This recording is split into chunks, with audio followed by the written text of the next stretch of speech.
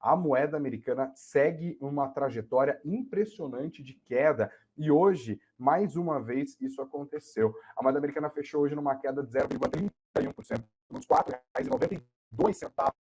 Chamando lenta, sempre devolve 4,9268.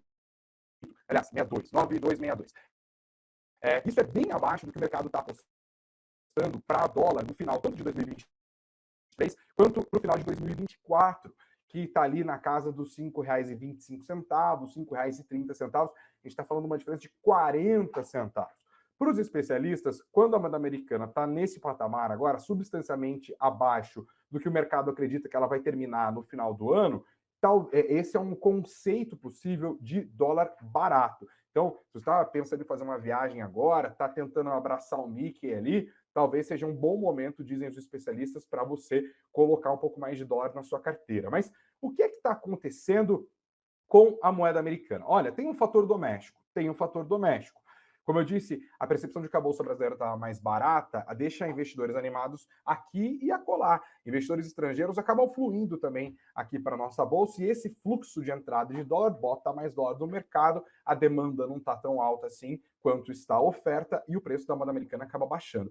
Mas nos Estados Unidos teve um movimento nessa semana parecido com o Brasil, que também é a inflação. Eu abri a nossa conversa agora há pouco falando sobre o IPCA, que veio abaixo do que o mercado estava esperando. Nos Estados Unidos aconteceu a mesma coisa com o CPI, que é a inflação ao consumidor. O mercado esperava uma alta de 0,2% em março em relação a fevereiro e veio uma alta de 0,1%, indicando também uma inflação um pouco mais benigna, que juntando com outros indicadores de atividade que mostram uma desaceleração da economia americana e com projeções do próprio Federal Reserve, que é o Banco Central dos Estados Unidos, de que a maior economia do mundo pode entrar até um curto período de recessão por conta de restrição de crédito, fruto da crise bancária que a gente tanto noticiou ao longo das últimas semanas, a confluência desses fatores também tornou ao investidor americano mais possível que o Federal Reserve interrompa muito em breve esse processo de aperto monetário. Aqui no Brasil, os juros estão num platô, né? A gente tem a Selic em 3,75 há um tempo.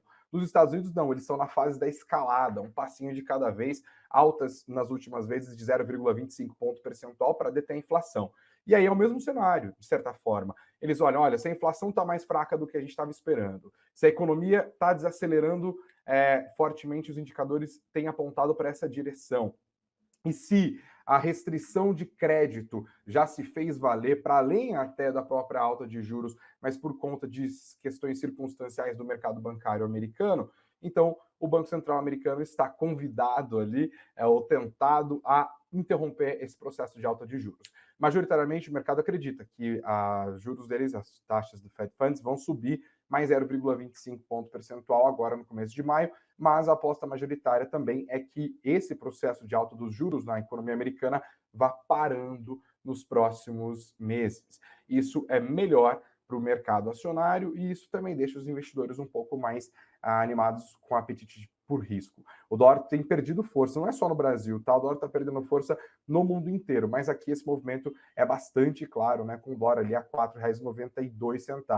Outra coisa que ajuda a entender essa percepção de que o dólar está perdendo força no Brasil é justamente o arcabouço fiscal. A gente fez muitos debates aqui nas nossas lives, em outros conteúdos do Notícias, debatendo a importância do arcabouço fiscal, como que o mercado interpretaria o arcabouço fiscal. Claro, ainda há muitas dúvidas sobre a possibilidade, sobre a viabilidade desse arcabouço. O governo está precisando arranjar dinheiro de tudo quanto é lado, a Shein, a Shopee, a AliExpress, que o diga, né? Daqui a pouco a gente vai falar um pouco mais sobre eles. Mas a questão é, o investidor, especialmente o estrangeiro, mas também aqui no Brasil, olhou e falou: esse novo arcabouço fiscal até que é mais boa notícia do que má notícia. Sabe quem falou sobre isso hoje também? O próprio FMI, o Fundo Monetário Internacional, disse que o novo arcabouço fiscal brasileiro é positivo e ambicioso.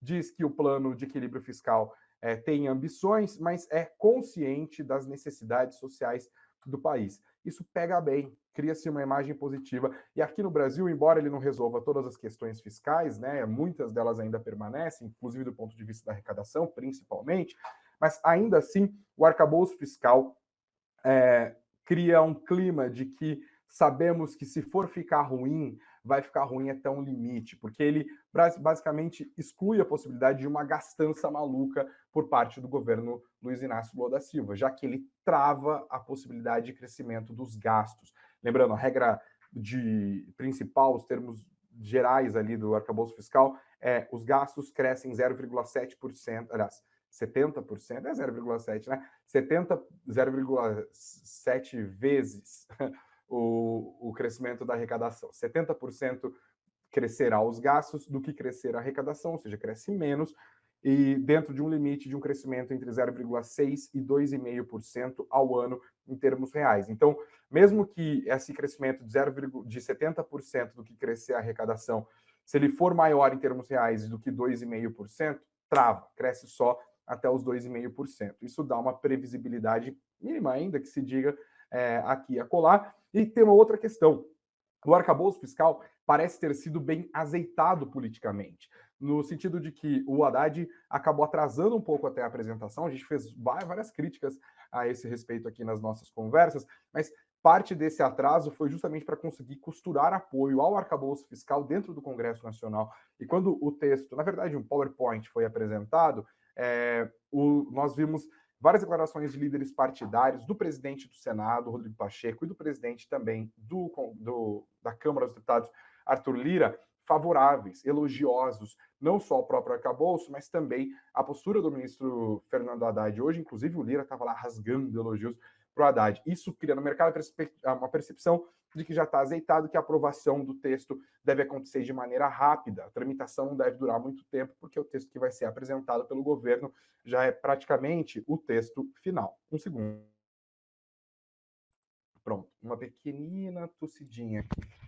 O Lucas estava falando que o meu microfone está falhando. Vocês estão me ouvindo bem agora? Que coisa. Ontem ele deu uma falhadinha também. Me digam, por favor, se vocês estão me ouvindo bem agora, tá? Deixem os comentários aqui. Obrigado, Lucas. Obrigado, investidores, também pelos comentários.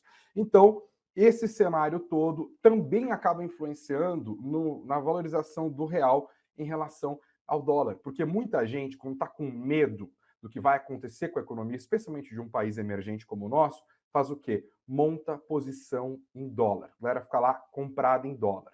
Quando a percepção de risco vai melhorando ou despiorando, muita gente desmonta essas posições defensivas em dólar. Então é mais dólar do mercado, e aí, clássico, oferta e demanda, o preço da moeda americana em relação à moeda brasileira tende a cair, e é nesse cenário que estamos agora.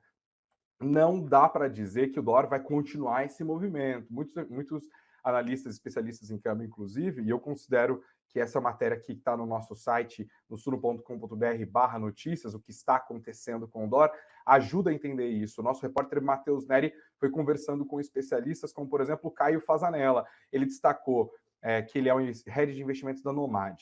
Ele disse a seguinte: nossa interpretação é de que o mercado está reagindo à divulgação da inflação mensal de março dos Estados Unidos e tal, que é esse processo que eu acabei de explicar para vocês.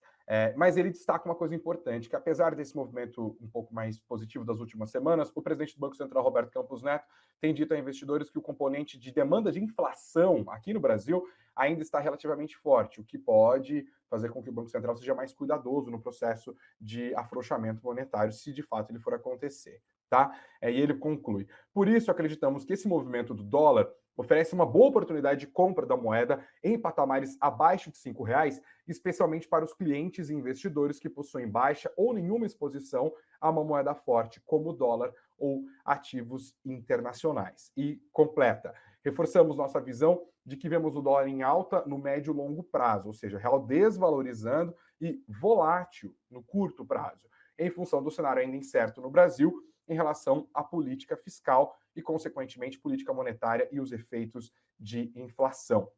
Mas outra análise aqui do André Fernandes, que é head de renda variável e sócio da Sete Capital: como a moeda está mais correlacionada aos dados de inflação dos Estados Unidos, com a inflação lá arrefecendo, o dólar está se enfraquecendo no mundo inteiro e não somente contra o real, como eu falei agora há pouco. Tá? Então, dê uma olhada aqui no nosso site também, a matéria no nosso, como que é? suno.com.br/notícias, suno.com.br/notícias.